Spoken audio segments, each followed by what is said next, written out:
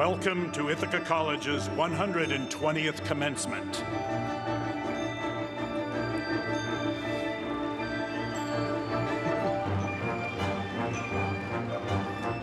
We are happy you are able to join us today to celebrate the graduation of your student. Share and follow the commencement moments as they happen on Twitter.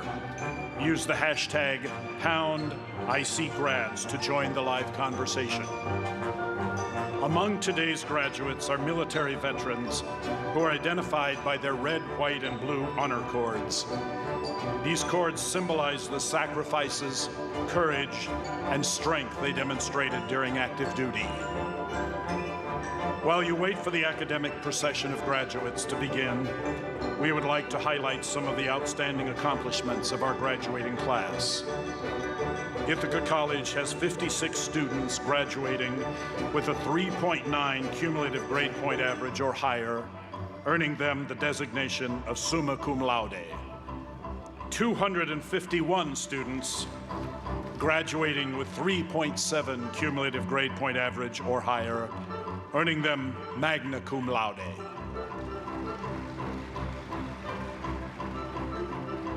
And 298 graduating with a 3.5 cumulative grade point average or higher, earning them a designation of cum laude.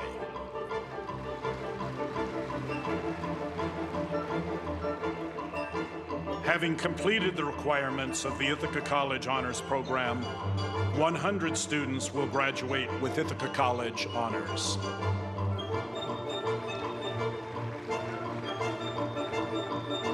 One Ithaca College student from the Roy H. Park School of Communications has won a prestigious Fulbright Fellowship for postgraduate international study.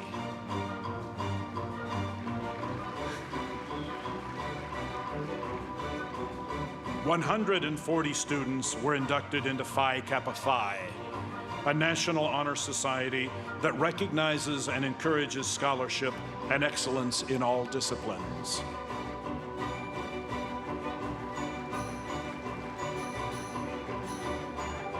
Five seniors were producers of films that received a college television award, the college equivalent of an Emmy.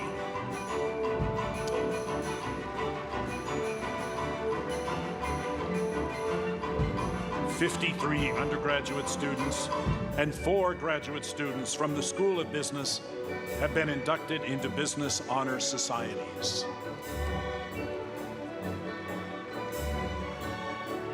33 students from the School of Health Sciences and Human Performance have been inducted into National Recreation or Allied Health Honor Societies. 6 graduating seniors and 6 graduating graduate students from the School of Music have been inducted into the National Music Honor Society.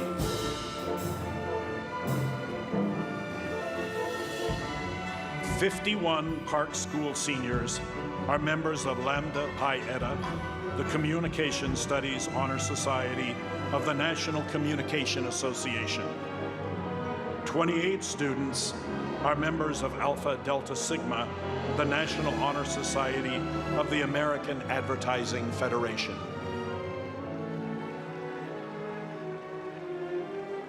117 undergraduate students from the Wind Ensemble, Choir, and Contemporary Chamber Ensemble performed at Lincoln Center's Alice Tully Hall in New York City in April.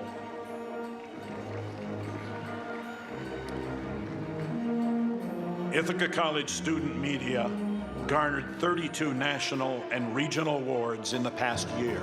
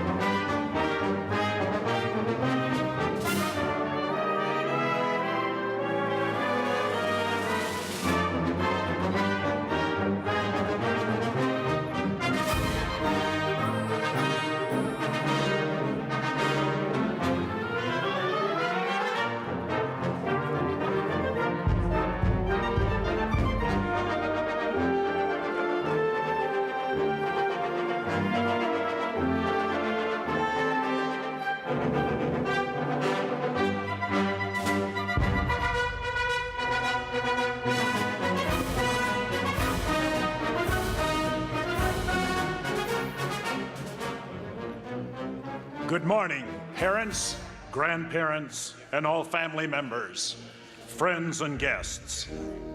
Ithaca College welcomes you. The academic procession is now arriving at the east gate of Butterfield Stadium. The procession into the stadium will begin with a fanfare composed for this occasion.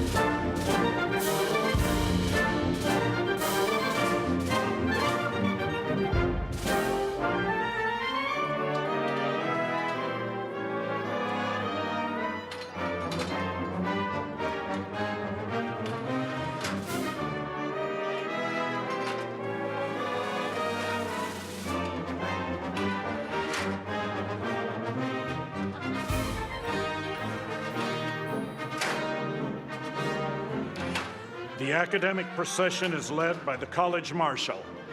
He is accompanied by the 5 senior class officers and the 2 senior class gift committee co-chairs.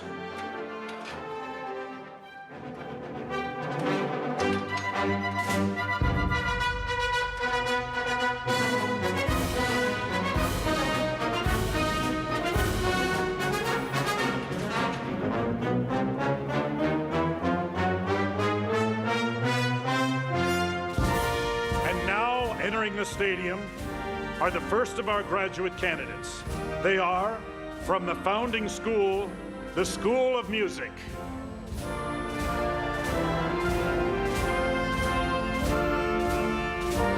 Walking with the marshals are Madeline Elizabeth Volsimo and Laura Ann Hill, and representatives of the Alumni Association.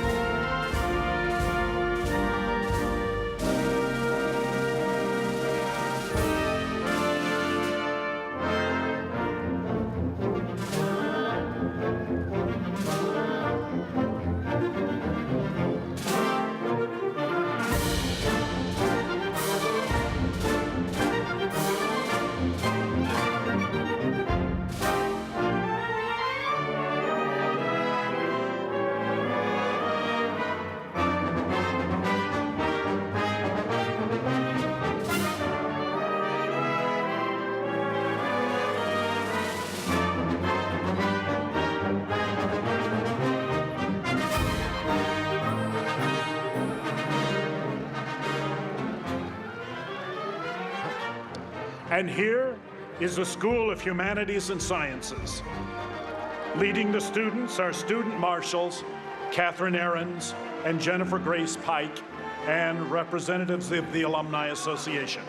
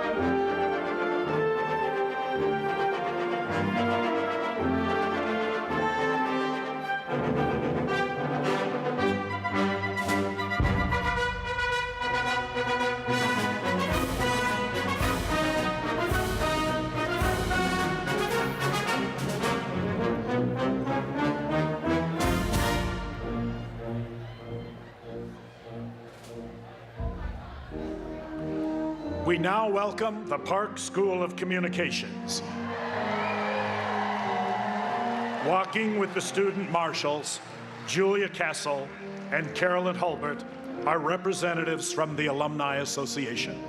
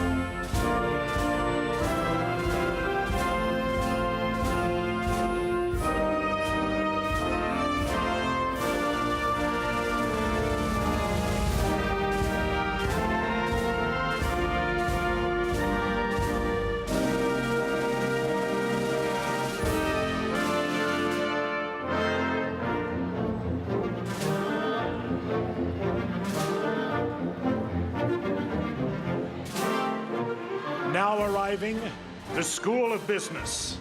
They are led by student marshals Brittany R. Davis and Dennis R. Ryan, and representatives of the Alumni Association.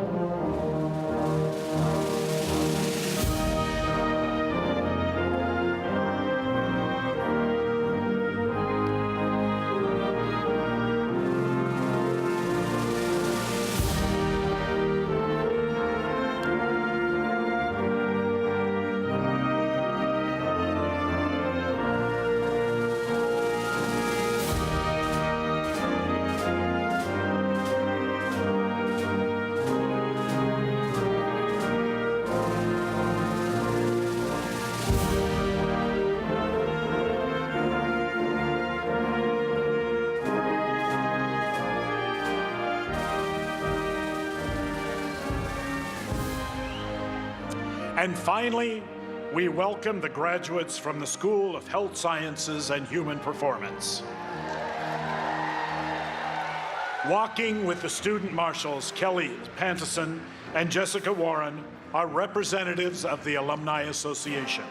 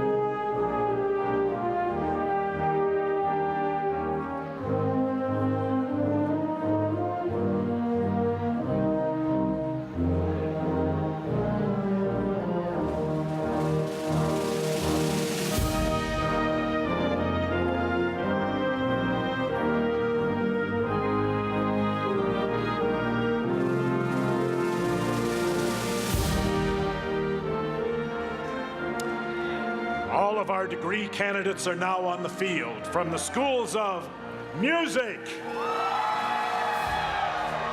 humanities and sciences, communications, business, and health sciences and human performance.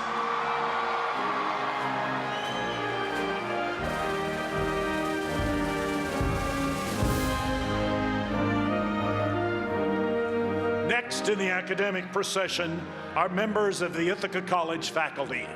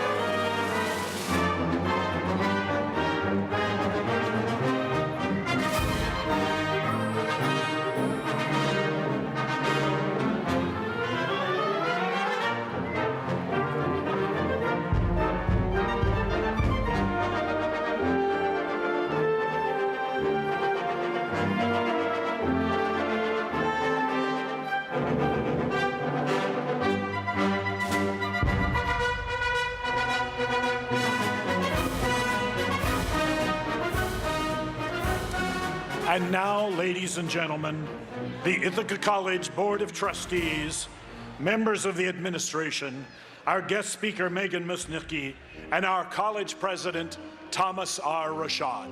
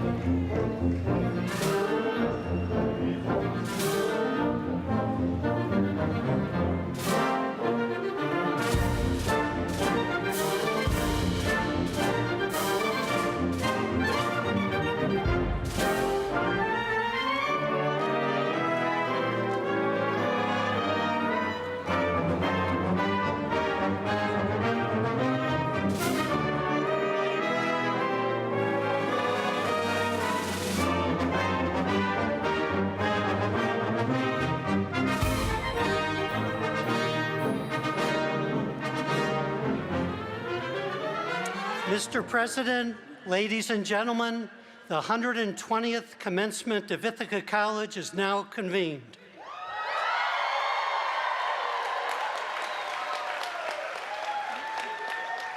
Please rise for the singing of the alma mater and the national anthem of the United States of America, and remain standing for the invocation.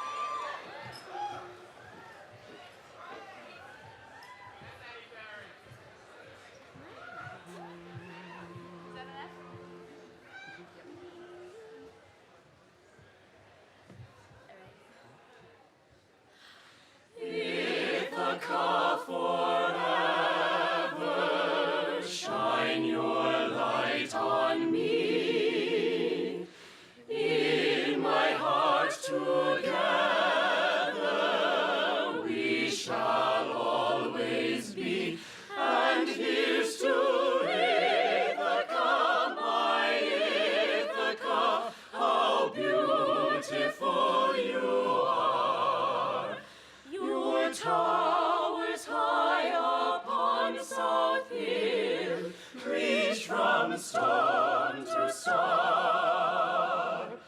Ithaca forever,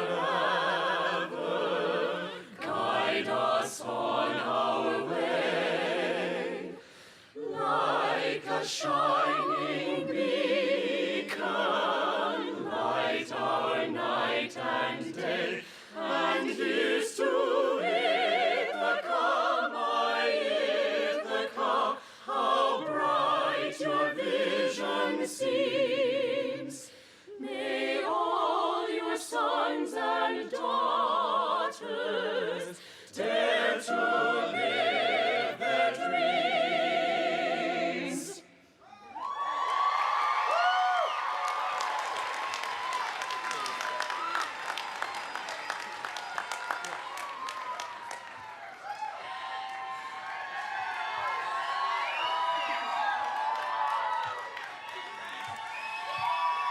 Oh, say, can you see by the dawn's early light what so proudly we hailed at the twilight's last gleaming, whose broad stripes and bright stars through the perilous fight o'er the ramparts we watched were so gallantly streaming, and the rocket's red glare, the bombs bursting in air, gave proof through the night that our flag was still there. Oh, say does that star-spangled banner yet wave o'er the land of the free and the home of the brave?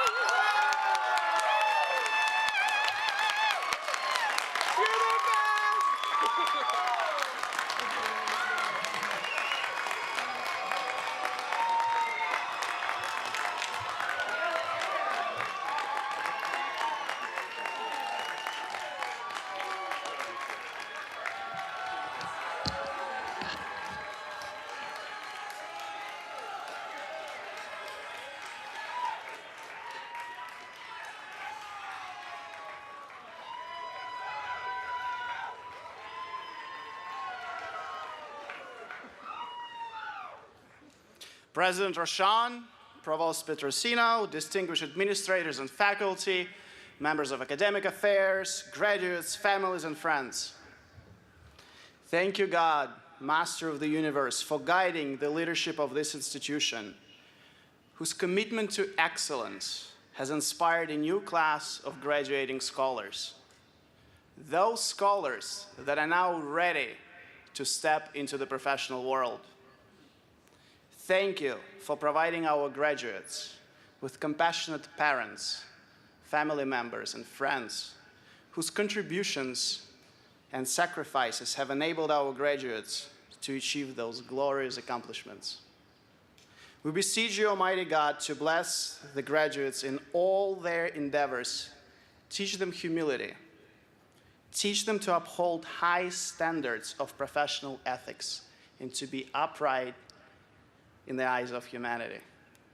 Thank you, God, and please continue to bestow your blessings upon our ability to learn, this wonderful institution, and of course, our graduates. In a moment, I will recite first in Hebrew and then in English a very special blessing, the one that is only recited to mark special occasions and extraordinary achievements, Shechianu. For those of you who know it, please join me in Hebrew. Baruch Ata Adonai Eloheinu Melech Haolam Shechianu Vekimanu Vehigianu Lazman Hazeh. Blessed are you, God, ruler of the universe, who has granted us life, sustained us, and enabled us to reach this joyous occasion. It's a good day to be a bomber. Amen.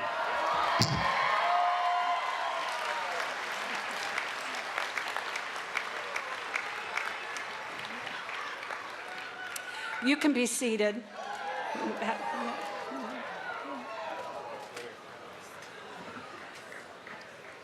Good morning. I am Linda Petrosino, Interim Provost and Vice President for Educational Affairs, and it is a pleasure to welcome you to the 120th commencement at Ithaca College. We have come together today to celebrate the achievements of the class of 2015. Each member of this class has followed his or her own unique path leading to this moment.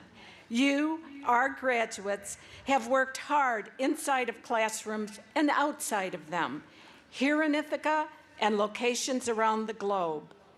In your internships and volunteer sites, as members of student organizations, as student athletes, you have been dedicated to your educational experience, to expanding your knowledge, your skills, and your understanding of yourselves and the world of which you are a part. The Ithaca College community, its alumni, students, administration, staff, and faculty all applaud you for your accomplishments and for all we know you will do personally and professionally in the years ahead. You have achieved much during your time here, and today we celebrate your achievements. I would like to take a moment and specifically recognize graduates who have excelled academically. Would the students who earned the distinction of summa cum laude please rise? This honor is reserved for students who earn an overall grade point average of 3.9 and above. Summa cum laude honorees, please remain standing. Would the students who earn the distinction of magna cum laude please rise? Magna cum laude is reserved for students who earn an overall grade point average of 3.7 to 3.899. Please remain standing. Would the students who earn the distinction of cum laude please rise? Cum laude is reserved for students who earn an overall grade point average of 3.5 to 3.699. Please join me in recognizing the exceptional accomplishments of this extraordinary group of students.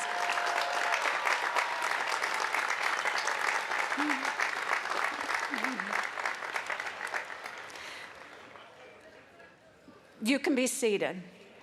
Graduates, you know that you did not arrive at this moment without support from family or friends. Many of those individuals are here today.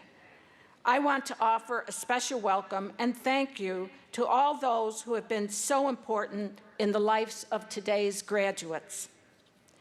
As we celebrate today, we also want to recognize the dedicated members of the Ithaca College community who have contributed to your educational experience. I am especially proud and appreciative of our faculty and their commitment to our students. I want to take this opportunity to recognize a particular group of faculty who recently have achieved the title of Professor Emeritus. To be eligible for this status, a faculty member must have served at least 15 years at Ithaca College, have been tenured, and have achieved a sustained record of significant contributions in the areas of teaching, scholarship, professional activity, and service to the college profession and community. This year, the college has conferred emeritus status on Jeff Claus, Associate Professor, Education, Stephen Hilbert, Professor, Mathematics, Danny Novak, Associate Professor, Mathematics. It is indeed an honor to pay tribute to such a distinguished group of retired faculty. We will be forever grateful for your service to the college and for your many years of dedicated teaching. We extend our very best to each and all of you.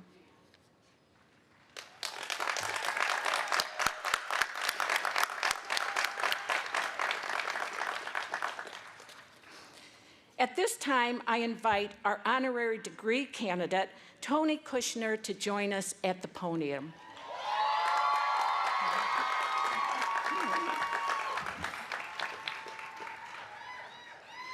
Bye now. You are fabulous creatures, each and every one. And I bless you, more life. The great work begins. These lines, a benediction for your stage audience that might also serve as inspiration for today's graduates, represent only one of the gifts that you, Tony Kushner, have given to the world. One of the most acclaimed playwrights of our time, you have focused your works on the most urgent social and political issues that we face, not only as Americans, but as citizens of the world. These issues include gay rights, the conflicts in the Middle East, and the pressing need for us to remain politically active and dedicated to the welfare of others in dispiriting times. Your magnum opus, Angels in America, a gay fantasia on national themes, yes, is a 7-hour epic centered on two couples whose relationships are disintegrating. This two-part masterwork is set in the 1980s and filled with sweeping, emotional, philosophical, and theological ideas that give your audience a challenging perspective on greed, conservatism, homophobia, and the discovery of AIDS. For part one of this production, Millennium Approaches, you were awarded the 1993 Pulitzer Prize for Drama and the Tony Award for Best Play. Part two, Perestroika, won the Tony Award for Best Play in 1994. Later adapted for both television and opera, your masterpiece remains a standard by which other artistic works are measured for its frank treatment of homosexuality and AIDS. Tony, you challenge your audiences to think more critically about the contemporary relevance of issues thrown up by significant chapters in our history. These issues have been depicted with such dramas as A Bright Room Called Day, set in Nazi Germany, Homebody Kabul, about Afghanistan's troubled relationship with the West, Caroline or Change, a musical set in the civil rights era, Lincoln, a film covering the final 4 months of Lincoln's life, focusing on his efforts to pass the 13th Amendment, and Munich, a film that follows a squad of assassins as they track down and kill alleged members of Black September, a group who kidnapped and murdered 11 Israeli athletes in the 1972 Olympics. More recent works include The Intelligent Homosexual's Guide to Capitalism and Socialism, with a creed to the Scriptures, and Tony Kushner, a collection of one-acts. Your work, Tony, has truly brought our history to life and has helped each of us more fully understand who we are today. In addition to being one of the most successful public intellectuals of this era, you have been an inspiration to the theater community.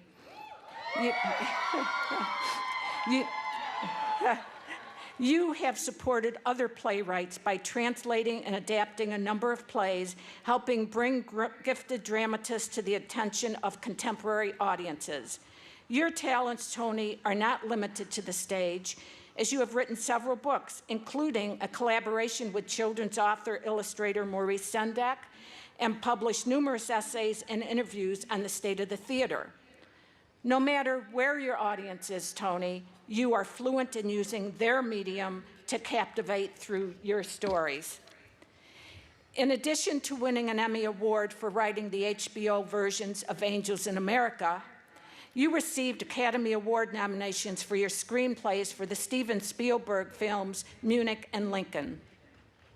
Honored by the American Academy of Arts and Letters, you have earned the Penn Laura Pels International Foundation for Theater Award, the Spirit of Justice Award from the Gay and Lesbian Advocates and Defenders, a Cultural Achievement Award from the National Foundation for Jewish Culture, and a Chicago Tribune Literary Prize for Lifetime Achievement.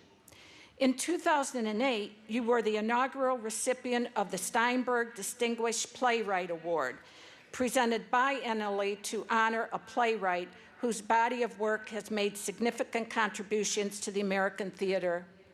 In 2012, you received the National Medal of Arts from President Obama.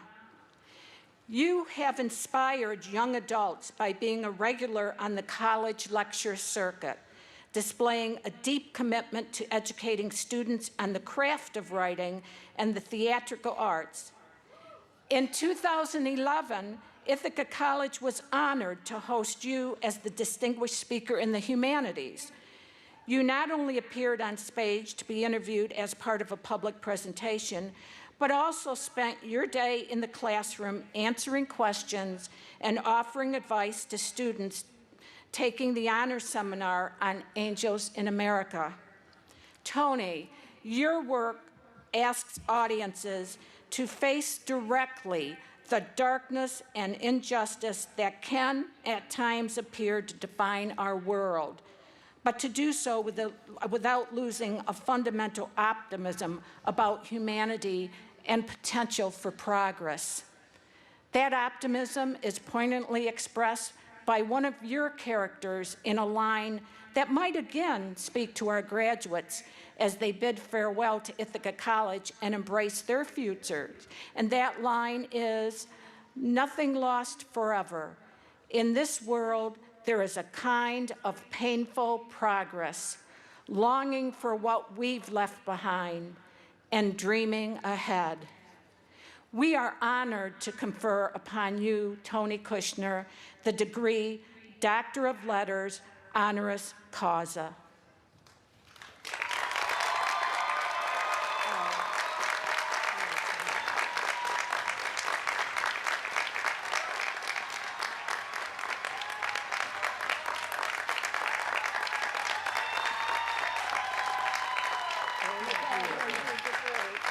You're welcome.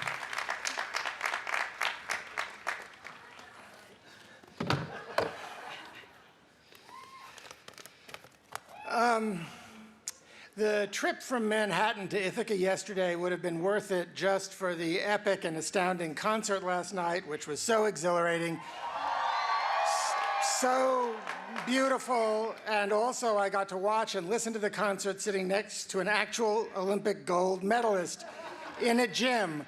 I've never met an actual Olympic gold medalist before.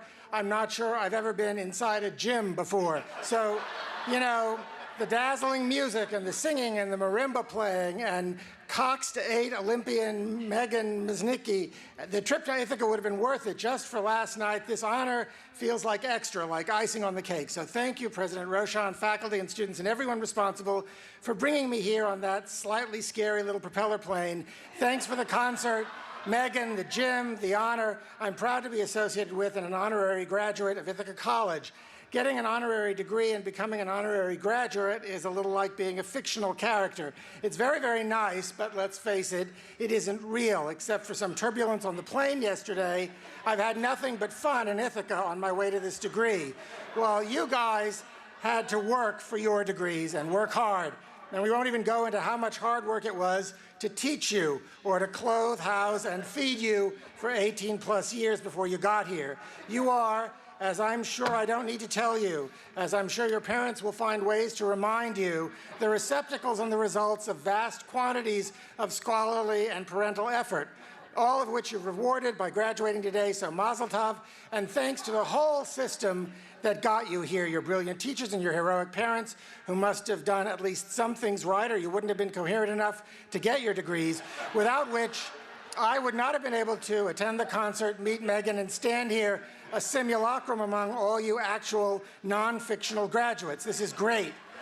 In a world in which almost everything seems to be falling apart, in a world in which economic inequality has stretched social coherence nearly to the breaking point and posed the greatest threat our democratic experiment has ever faced, in a world in which nuclear proliferation, refugee crises, tyranny, and genocide are met with catastrophic lack of global political agency and moral will, in a world in which every instance of progress, every triumph of justice and sanity seems matched and sometimes overmatched by regression, chicanery, injustice, and insanity, masquerading as individualism, states' rights, hypertrophic nationalism, tribalism, in which chaos is called liberty by the mindless, soulless quislings of plutocrats intent on their further engorgement of all the world's wealth. In a world in which the order of the world, such as it ever was, seems calamitously imperiled and even more frightening, the physical world itself is provably, palpably unraveling in the hands and by the hands of its ungrateful children. In this undoing world of ours, some things actually work, like you made it all the way to this day. It worked. Parents, teachers, everything worked well enough to deliver you to our ailing, imperiled world's doorstep. Now, step over, enter, and fix everything. That's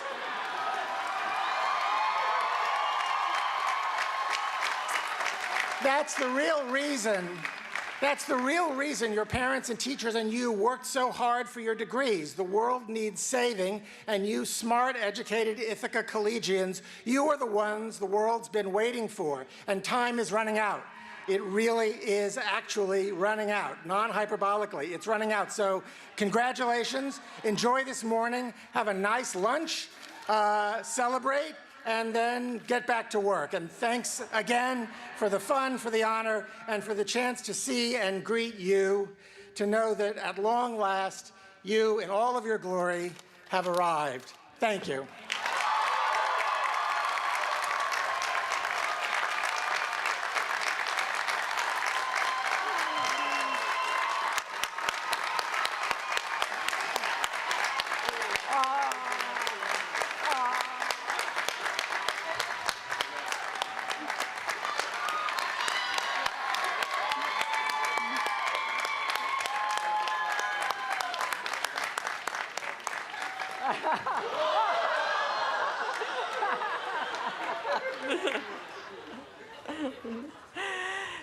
Thank you, Tony. Very, very powerful. And now, please join me in welcoming the 8th president of Ithaca College, Dr. Thomas R. Roshan.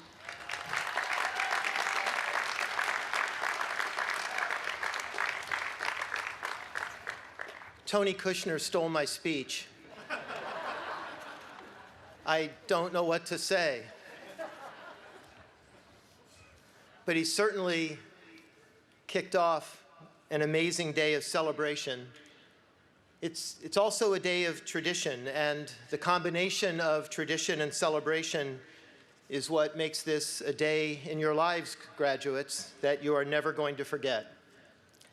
There are 1,398 seniors and graduate students here today, and every one of you has a great Ithaca College story. Even so, I want to mention just one of those nearly 1,400 stories. Chelsea Gillette will receive her degree today in Integrated Marketing Communications. Chelsea, you must be out there somewhere. Her father, Rich Gillette, was a member of the class of 1986.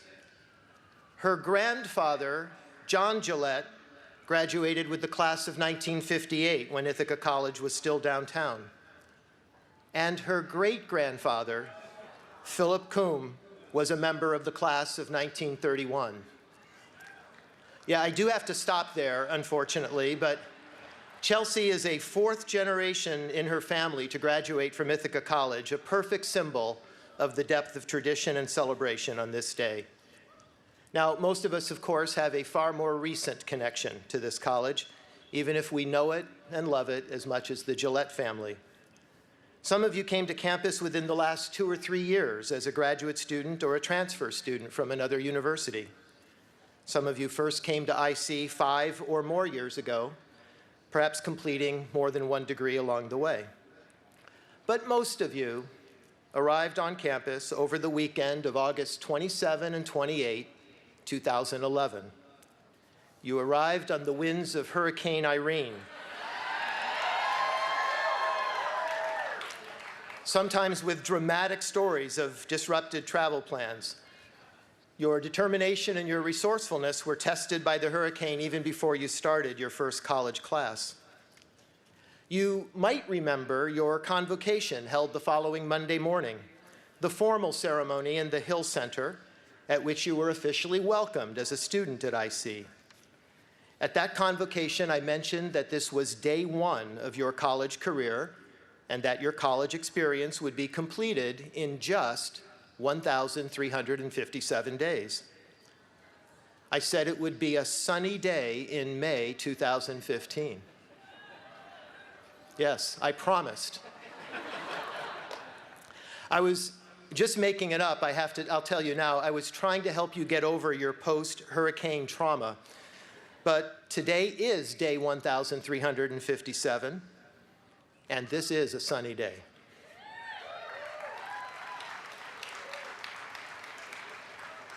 I made some other predictions at your convocation, and let's see how we did with those. I'd like you to make some noise for each prediction that applies to you. I predicted that between convocation and day 1,357, you would be involved in clubs and teams and other organizations that give you great experiences of leadership and teamwork.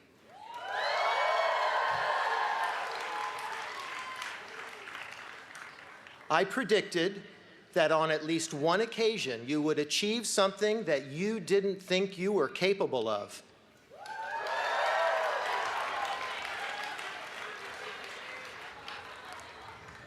And I predicted that you would make friends who you expect to be close to for the rest of your life.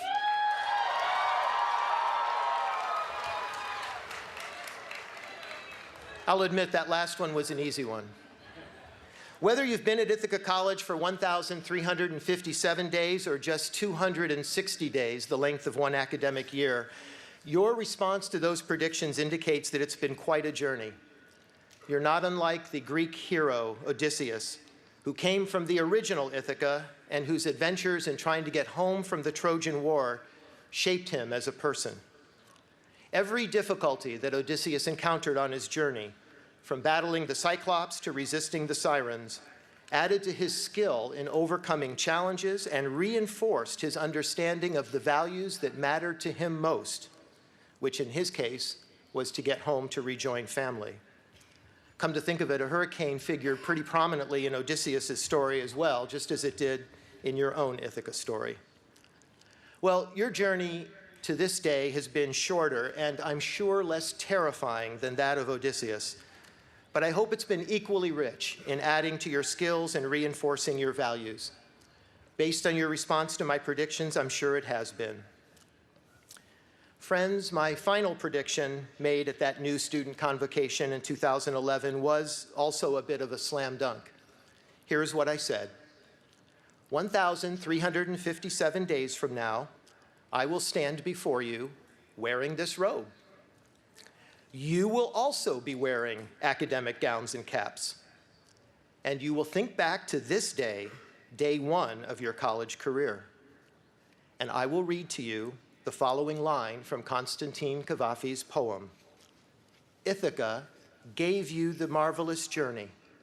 Without her, you would not have set out. Prediction fulfilled. That quote from Cavafy's reworking of the story of Odysseus is meant to reflect on all that we encounter and learn during our own journeys through life. Cavafy was looking backward in his poem to the Ithaca journey you've already had. But today is called commencement for a reason. It's actually a time to look forward. And so it's my privilege each year to offer a quotation, one that I hope will inspire you at key moments in your life to come. The quotation is engraved on the back of the medallion that you've been given. And like commencement itself, these words look forward rather than back. The words are also Cavafy's from the same poem, but they express my parting wish to you. I hope your journey is a long one, full of adventure, full of discovery. Congratulations, class of 2015.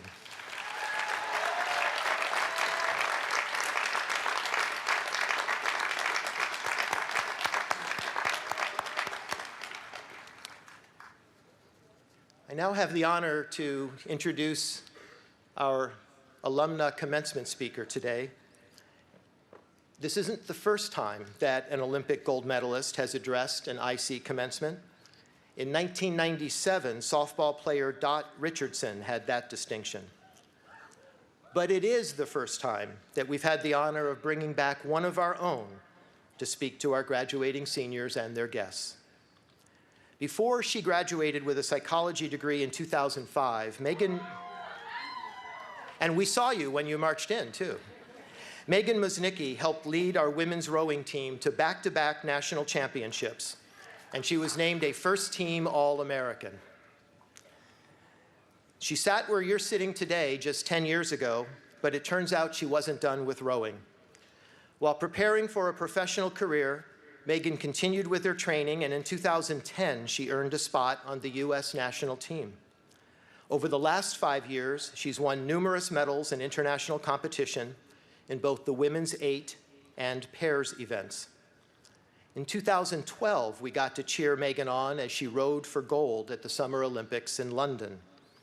Just weeks later, we got an up-close and personal look at Megan and her medal when she attended an open house for our newly constructed boathouse on the Cayuga Inlet. Megan returned to campus again the following year when she was inducted into the Ithaca College Athletic Hall of Fame. We were smart enough to waive the normal 10-year waiting period after graduation for that. Megan and her family have been an important part of Ithaca's rowing program, and we're honored that she's agreed to take time out from her training schedule in Princeton, New Jersey, to be with us here today.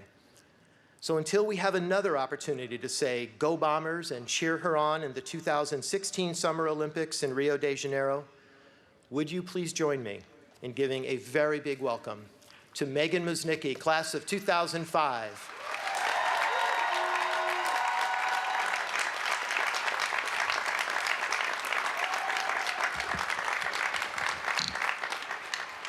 Good morning. I have to say thank you to President Rashawn for that wonderful introduction.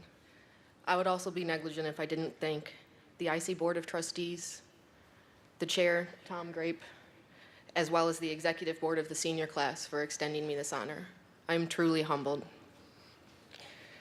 Second, I have to say hello to at least 20 of you that I know are listening to me, the IC crew bombers that are graduating today. So of the 1,398 of you out there, I know at least 20 of you will pay attention to me for the next 15 minutes. It's great. I'll be honest with you.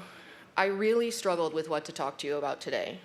I racked my brain, suffered minor, major fits of anxiety about how I was going to totally screw this up, and drank many glasses of wine while, while I tried to come up with something to say to you that wouldn't bore you all to tears.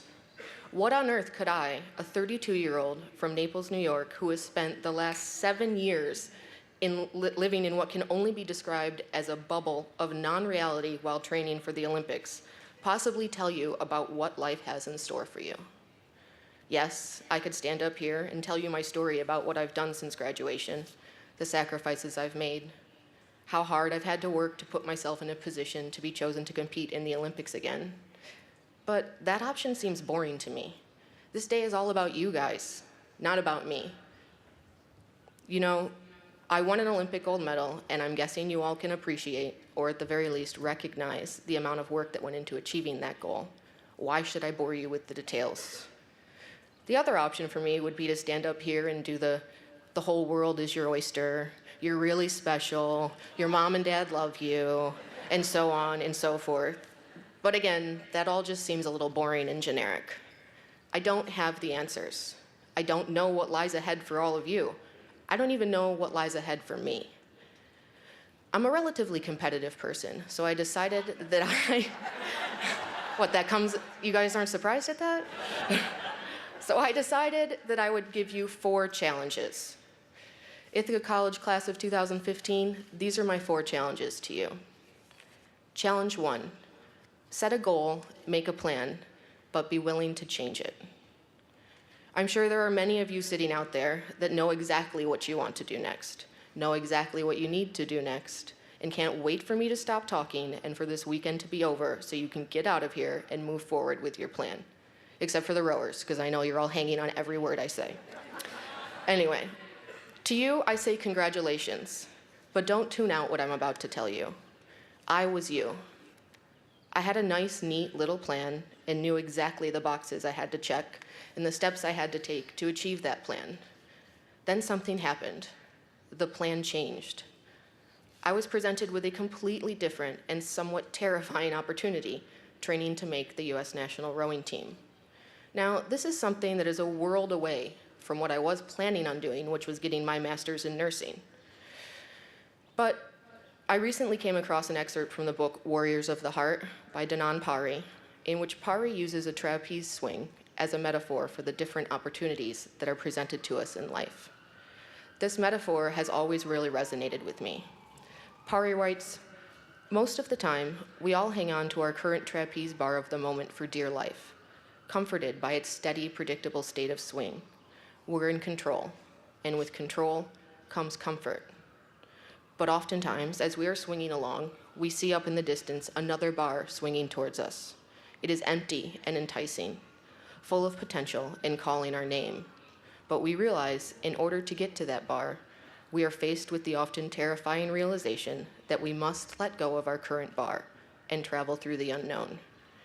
And not just let go with one hand and gingerly see if we can reach the other bar, but fully let go. There is a huge risk in doing this, letting go of the firm grasp we have on our current bar to leap and reach for something else, but we know there's no other way to get to the other bar without doing it. A big reason people resist taking a chance is because they focus on what they have to give up rather than what they could gain. My challenge to you is to not have a plan that is set in stone, to not be afraid to deviate from the plan that you have in your head, to take a risk, step outside your comfort zone, and let go of your safe, secure bar and soar through the void of the unknown. Is it scary? Yeah, most definitely. But I know a lot of successful people that have jumped, and look what can happen if you do it. I happen to come away with an Olympic gold medal. What do you want to come away with? My second challenge to you is to fail a lot. I've done it a lot, don't worry. The Merriam-Webster dictionary defines the word failure as, quote, an omission of occurrence or performance, a lack of success. I find this definition to be problematic. I, for one, don't know a single successful person who hasn't failed at one point or another, and often quite frequently. However, how an individual still manages to achieve greatness has nothing to do with luck or chance or the number of times he or she has failed. It has to do with how they deal with the failure, their mindset when it happens, the conscious decision they make after failing to take something away from it and try again. More than likely, you are going to fail a lot, and that's okay. Don't fear failure. Instead, do what I call fail forward. And by that, I mean learn from it. Take something away from it.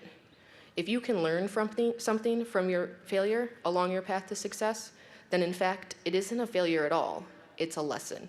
And you should be thankful for that lesson, because that lesson teaches you what is working and what isn't working. It's added information that you didn't know before, but now know. Use that information to go back and try again. Like I said, failure happens to everyone. It happens to me quite frequently. Even though President Rashawn says that I won 2 NCAA championships here, that's true. I wasn't exactly a star. I didn't walk right onto my position on the national team. I was cut, not once, not twice, but 3 different times. 3 different times I had to go back to the drawing board and try again. Is failure easy to take? Did I like it?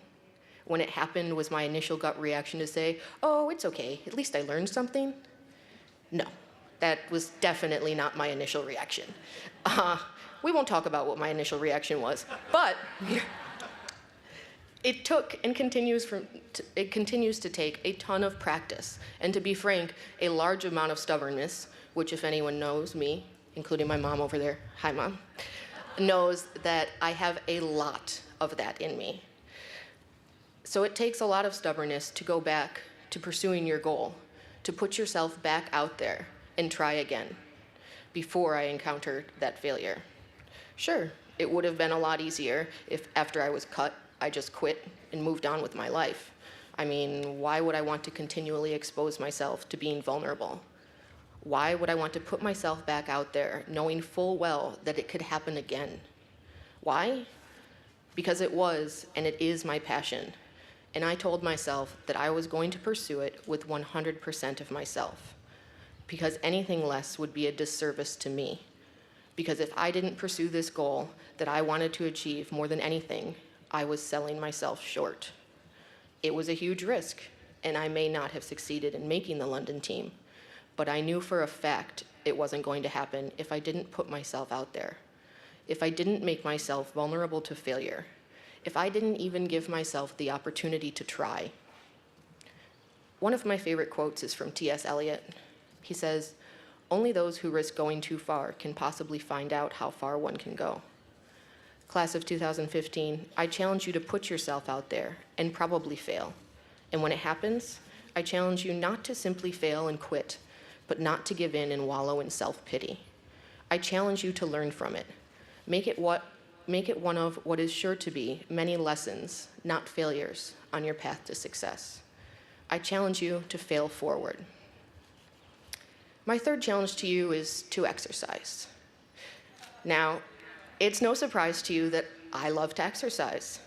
I'm a relatively fit person, but I'm not asking you to exercise in the traditional way in which you are thinking, although you can if you want, because that's good for you too.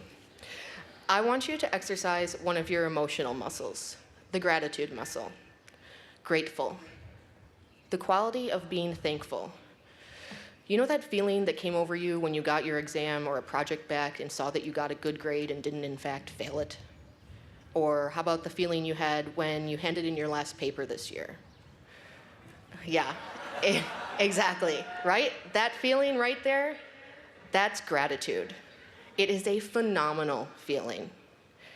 And the great news is you are in complete control of feeling that as often as you want. I challenge you to experience that feeling more often. Give thanks more than just once a year on Thanksgiving, and be thankful for more than just things.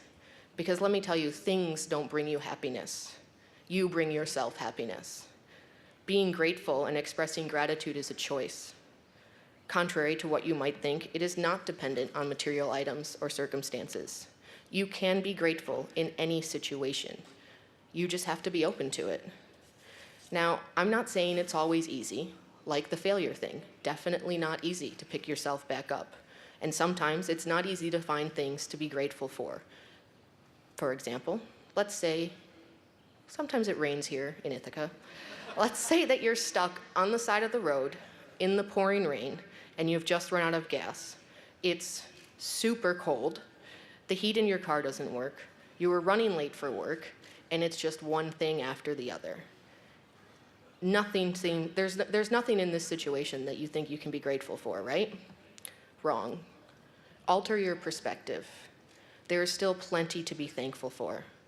The fact that you are alive and breathing, the fact that you even have a job to run late to, because I recently read, according to the Bureau of Labor and Statistics, there are 8.6 million people in the US that are unemployed. You're at least going to a job. That rain that you find so problematic and annoying, there are people living through droughts and starving because there isn't enough water to sustain life.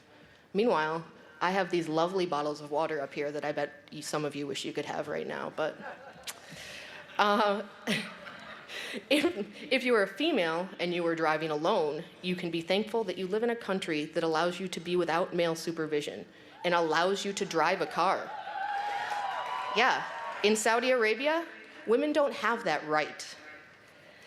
I have been in and experienced some pretty emotionally low moments in my 32 years of life thus far, and I know I'm going to experience more. And I'm sure there are many of you out there who have been in some pretty low places. Well, you're going to be in some more low places.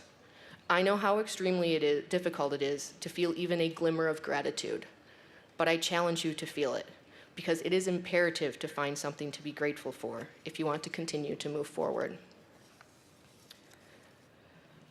My fourth and final challenge. Thus far, I've talked quite a bit about the future, what is to come, provided some perspective on how to face what may lie ahead. Allow me to deviate from that for a moment. This challenge has been and continues to be one of the hardest for me, being in the present moment. Let's practice.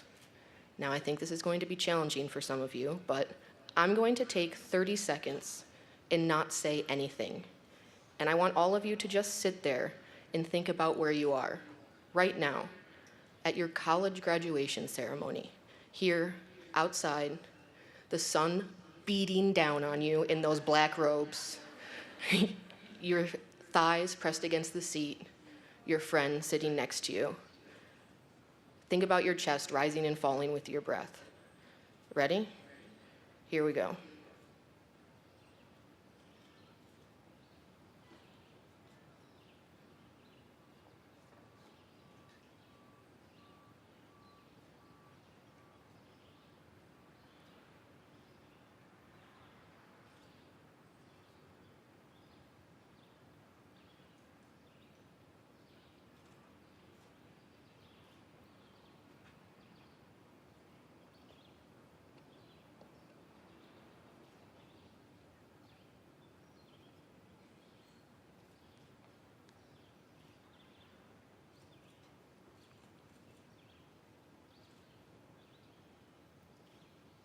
Okay, you're done.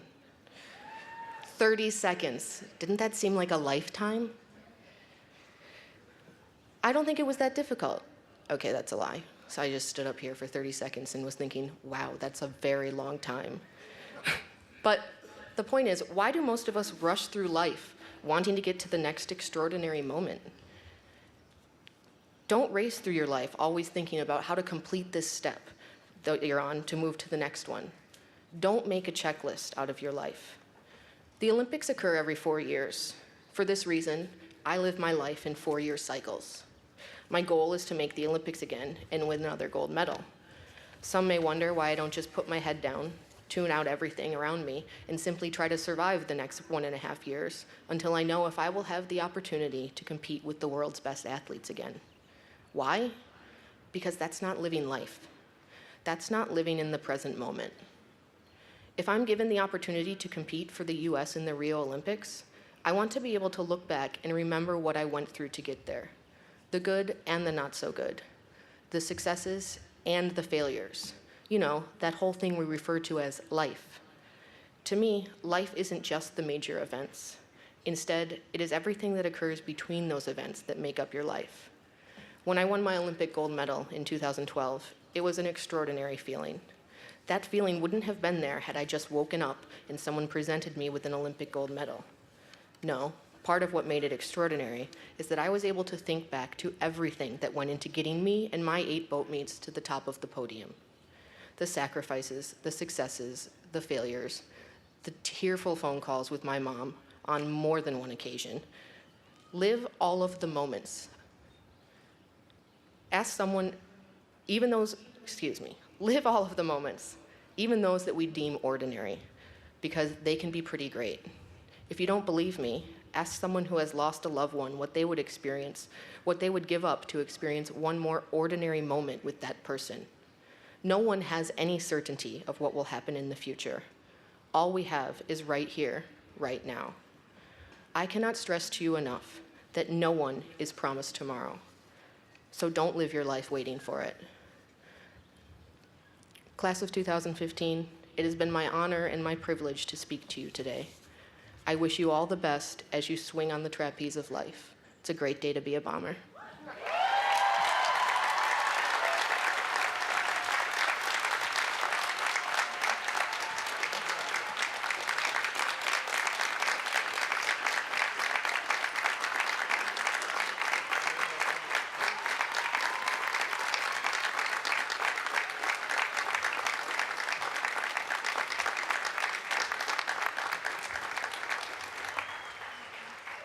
Megan, thank you for those inspiring and challenging comments, and I can only say that I'm very grateful that the exercise that you called for involved the exercise of gratitude rather than something else. And I'm still grateful for this sunny day, and you know what? I'm grateful for those 30 seconds, too. That was an amazing exercise. Our students take on many important leadership roles during their time at Ithaca College. Students participating in those roles receive a great learning experience, but in return, they provide incredible service to their fellow students and to the college community as a whole. I'd like to introduce 5 extraordinary individuals, the senior class officers. Each of these students, along with their classmates, has provided valued leadership this year, including organizing class events and the class gift campaign, as well as helping select our commencement speaker. First, Senior Class Director of Internal Relations, Dan Broccoli. Senior Class Director of Finance, Alan O'Brien. Senior Class Director of Marketing, Samantha Gibble. And the Senior Class Co-Presidents, Mia O'Brien and Jonathan Cummings.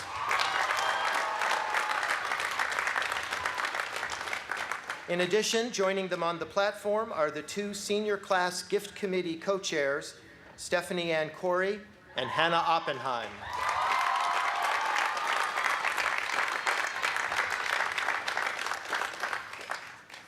Congratulations, all of you. If you don't know or you haven't seen Mia O'Brien over the last 4 years, then I'm sure that you've at least heard her. Exactly. She's been a mainstay on the airwaves at ICTV and at 91.7 FM.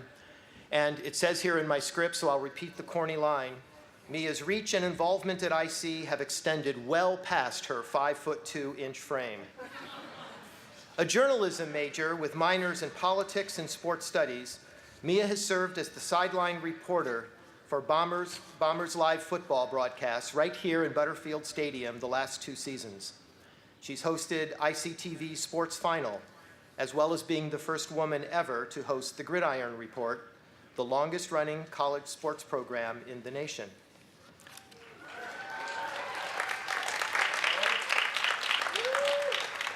Mia has served as a student leadership consultant in OSEMA and as the co-president of the class of 2015. She studied at the IC London Center and at the Pendleton Center in Los Angeles, making a lasting impact as well on the Ithaca community at large by volunteering as a soccer coach through the Ithaca Youth Bureau, working as a teacher's aide at South Hill Elementary, and coordinating the Park Scholar Media Club at several area schools. A few months ago, I was sitting with the Habitat for Humanity e-board, where I serve as the staff advisor, And we were talking about how to get broad student awareness of some event that the e-board was organizing. And one of the students on the e-board said, I know, let's get the most popular student at IC, the one who knows everybody, to do it. What's funny about this is we all knew that he was talking about Mia O'Brien. So for one final time here in Butterfield Stadium, please welcome Mia O'Brien.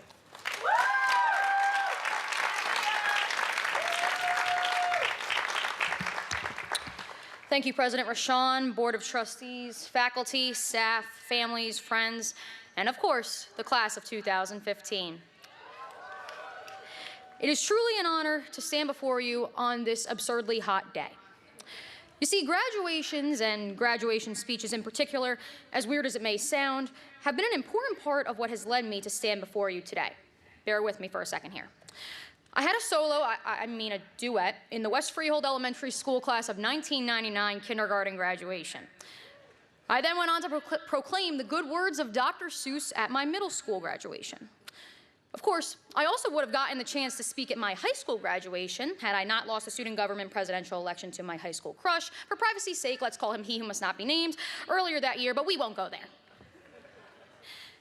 But you know what? On second thought, let's hang on he who must not be named for just a hot second longer. Because you see, I didn't get over it, not him, the me not reading the names at graduation part, until a solid year and a half after that election. I had done everything right.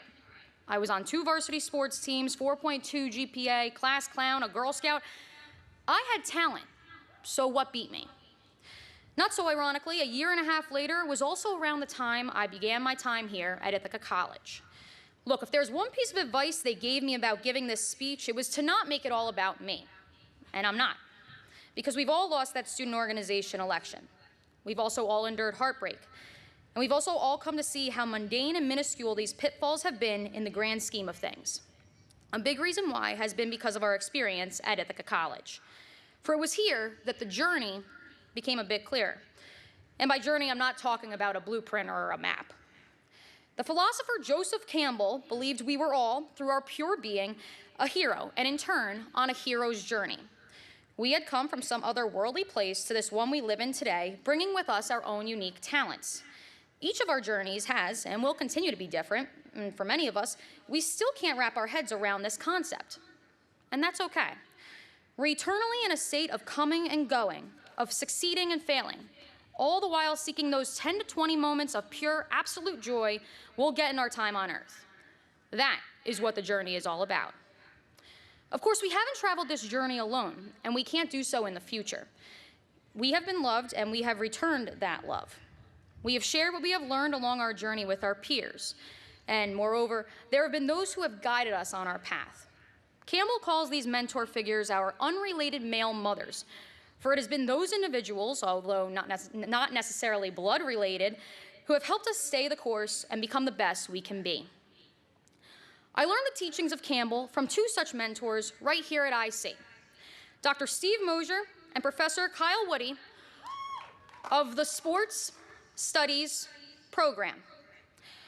Beyond this basic framework, the biggest thing I took away from Mosier and Woody, Campbell, Robert Bly, Bill Moyer, and all the other teachings we discussed, and the point I hope you take away from this rambling is this: the journey that you go on is the journey that you are ready for. So yes, some of us will head to law school or grad school in the fall. Others will travel overseas, some teaching there. Some will go home to try and figure out exactly what it is that they want. Many a Parkey like myself will accept an entry-level job in Pawnee, Indiana for pennies and some Cracker Jacks. Sorry, Mom and Dad. But the point is that we are being honest and true with ourselves and accept our next stop on this adventure through life because it is what we want. We can't tell where it will lead us, the troubles it may cause, but it is, at the end of the day, an adventure. In the immortal words from the film Little Miss Sunshine, do what you love and, well, fudge the rest. In the narrow scope of high school, we often couldn't tell where our path would lead us and that it could lead us here today, much less beyond 3rd period pre-calculus. But we rose to the occasion, and we did not settle for less. We saw beyond our current situation. For many of us, IC has been the ultimate tool to put this into practice. I had the opportunity earlier last week to take a look at the 2015 memory jar that some of you participated in at the graduation fair. And as per that, just some of the memories that we will carry with us on our journey. We shared our voice through WICB and VIC radio. We played under the bright lights of the College World Series and the Quidditch World Cup. We traveled to Los Angeles, London, and the world. And we boldly went where no student dared to go before and replied all to that listserv. Did we fail? Of course we did. But did we hang up the spikes right there? Nah, we replied to that listserv time and time again. In all seriousness, we did not allow a grade on a test, a missed flight, not getting to host that ICTV show, to stop us from learning and continuing our journey. All it did was veer us off onto a new, unexplored path. Instead of settling or growing upset, we started seeing up here, not down here. I was also told to not talk about high school in this speech, but now that we've already ignored that advice, my favorite high school teacher had an interesting way of explaining this exact concept of thinking up here and not down here. When my class reached that boiling point of academic rivalry and pink velour sweatsuit competition, he threw the lesson plans out the window, literally out the window, and encouraged us to speak openly and honestly with one another. Once the air had been cleared, he stood up on his chair. "The time to think and act down here has ended," he explained, pointing down to where he previously stood. "Now is the time to see above it, to think up here." Class of 2015, the time has come for us to look past the nonsense of high school, the anxiety of finding a job, even the trivial conflicts we found here at IC. As we prepare to accept our own journey, there is a necessity to look past the mundane and use the broad perspective we have acquired during our 4 years on the South Hill. So, you know what? Since I can't really grab that chair, for all those that are physically and willingly able to do so, I invite you to rise up in whatever way you so choose. Please kick off your shoes if you do choose to stand on top of your chair, and see above the ordinary way of thinking. Parents, family, faculty, staff, you can join in as well.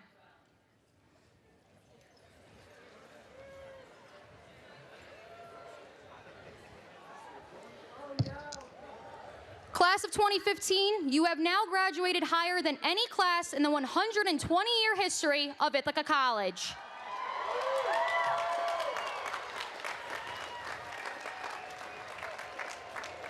And for the parents and faculty and staff who stood, you're included in that new record. After all, without you, we wouldn't be here today. Happiness can truly only be achieved when shared with others. With that said, I encourage you all to go out and share your passion, whatever it may be. Teach others to think up here, not down here. Heck, if we all did that, we wouldn't ever have to worry about losing another lousy student government election. For the record, although not the best of friends, he who must not be named and I have grown more cordial in the passing years. I even followed him on Instagram last week. I actually mean, I only let 4 people that were not on the commencement committee view this speech ahead of time, and he was one of them. In closing, don't sweat the petty things. Also, don't pet the sweaty things. Whether you know when you'll begin your next chapter, or don't even know what you'll be ordering at the Moonshadow Tavern later tonight, you are ready. The journey has begun. Or, in the immortal words of everyone's favorite teacher, Dr. Seuss, you have brains in your head, you have feet in your shoes. You can steer yourself in any direction you choose. You're on your own, and you know what you know. You are the guy who will decide where to go. Don't ever let anyone spoil your dreams for you. Follow your bliss and what you believe, and I guarantee you will succeed. Thank you, and congratulations, class of 2015.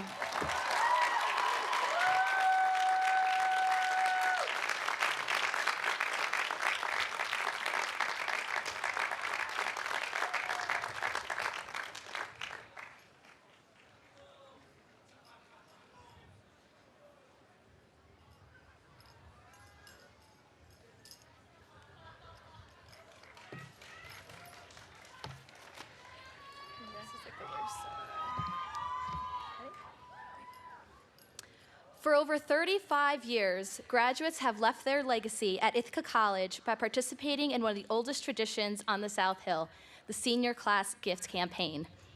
This year, our class set out to leave our legacy by supporting the Ithaca College Annual Fund. The IC Annual Fund has touched each of our lives and has supported the development of our Ithaca College experience, a high-quality, hands-on, interdisciplinary education that provided us with the opportunities to grow into our true selves. This life-changing experience is one I am forever grateful for and will never forget. We would like to invite Doug Weissman, alumni trustee, to join us at the podium.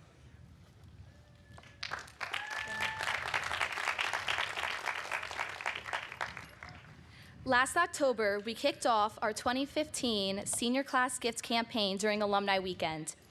7 months later, we are pleased to announce that 569 seniors, 40% of our class, participated in our campaign and helped us achieve record-setting senior class participation. Never before has the senior class come together to achieve such an accomplishment.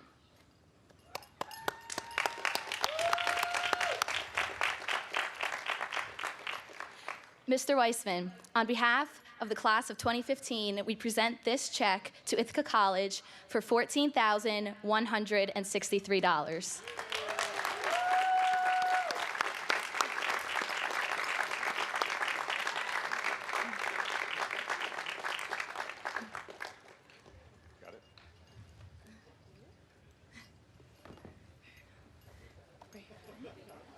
We would like to give special recognition to the members of the Senior Class Gift Committee whose hard work, perseverance, dedication, and leadership made our campaign a success.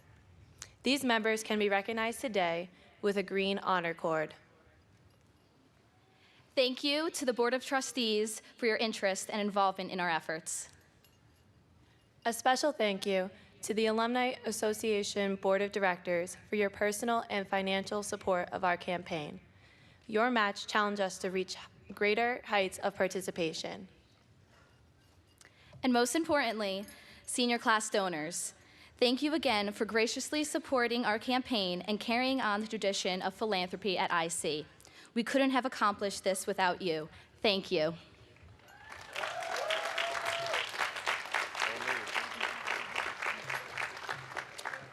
Thank you, Stephanie and Hannah, for this generous gift from the senior class to the college.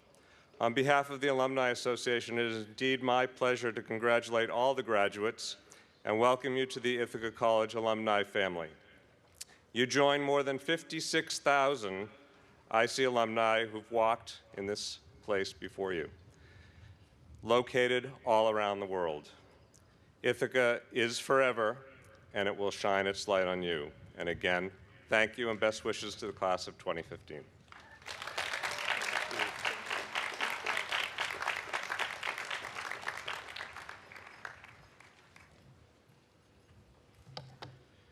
Good morning. I'm pleased to be with you today. I am Thomas Grape, Chair of the Board of Trustees.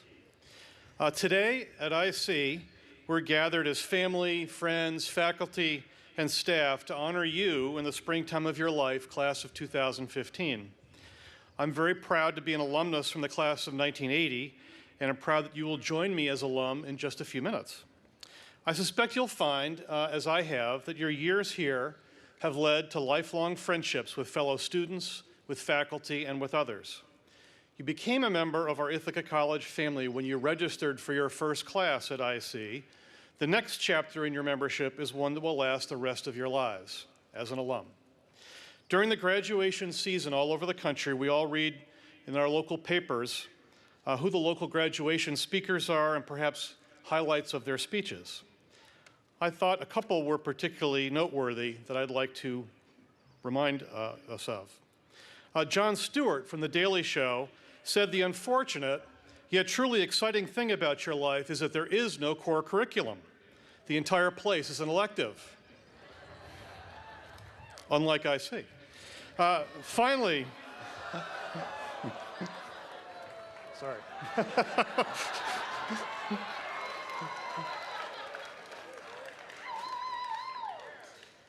Finally, commencement speaker Neil Gaiman talked about character when he said, "Be wise because the world needs more wisdom.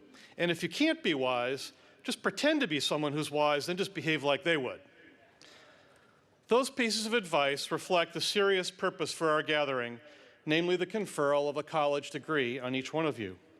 Beginning in a few minutes and then for the rest of your life, your name will be followed by the initials BA, BM, BS, or BFA, or possibly by the initials of a graduate degree that you're adding to your undergraduate degree.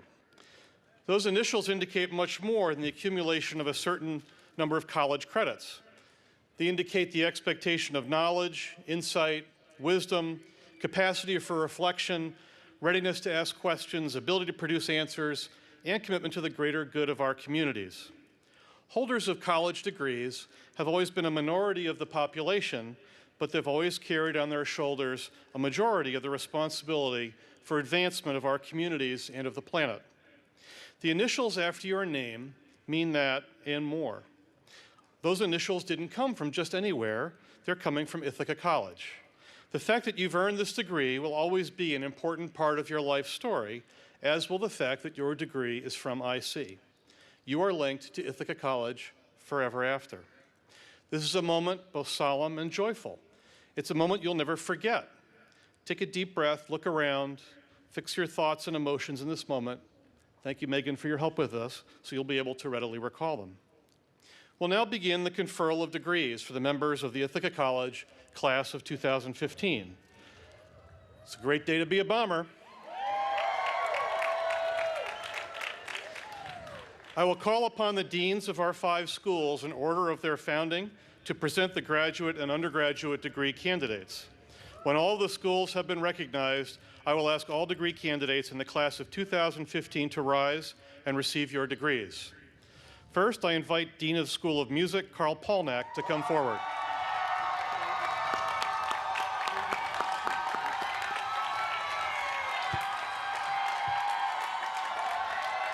Candidates for all degrees from the School of Music, please rise.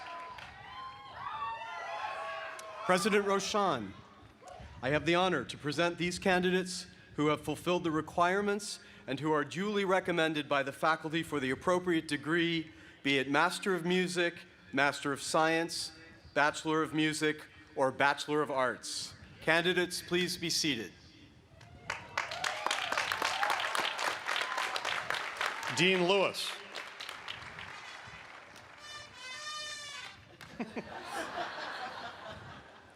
Candidates for all degrees from the School of Humanities and Sciences, please rise.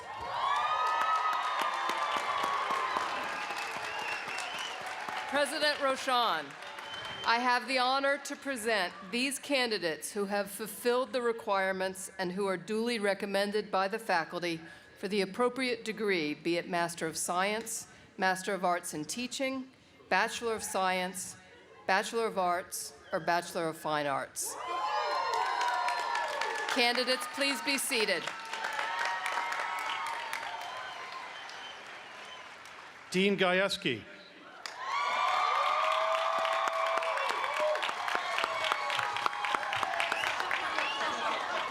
Candidates for all degrees from the Roy H. Park School of Communications, on your feet. President Roshan, I have the pleasure and privilege of presenting these candidates who have fulfilled the requirements and are duly recommended by the faculty for the degrees of Master of Science, Bachelor of Science, Bachelor of Arts, or Bachelor of Fine Arts. Candidates, please be seated. Interim Dean Simpson.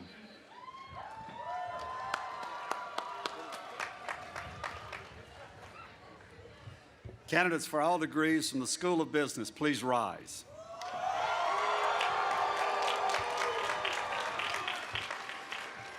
President Roshan, I have the honor to present these candidates who have fulfilled the requirements and who are duly recommended by the faculty for the appropriate degree, be it Master of Business Administration, Bachelor of Science, or Bachelor of Arts. Candidates, please be seated. Acting Dean Sigg.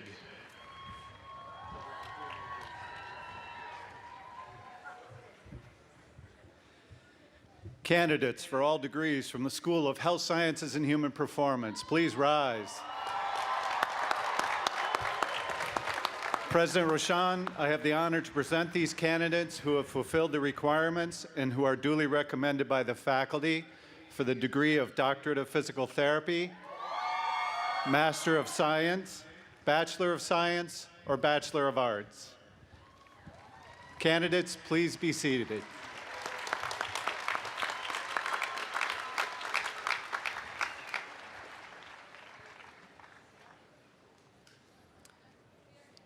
Now's the moment. Are you ready? If you are ready, then will all candidates for all undergraduate and graduate degrees please rise.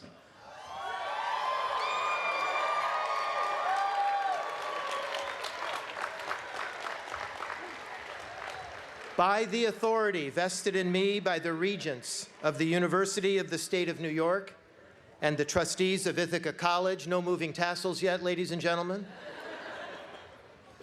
I hereby confer upon you the degree for which you have been recommended by the faculty with all the rights, privileges, and honors pertaining thereto. Congratulations.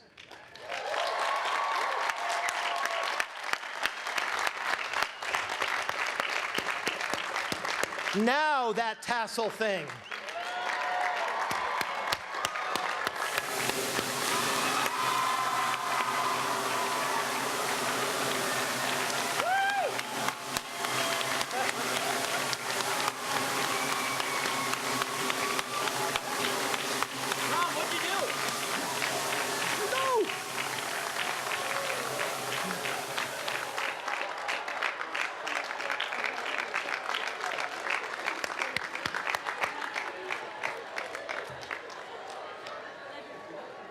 Congratulations, congratulations, graduates and alumni of Ithaca College. Congratulations.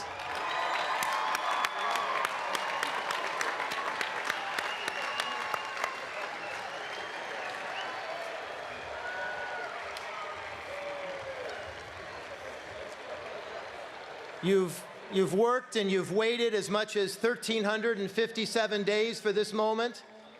It's a sunny day in Ithaca.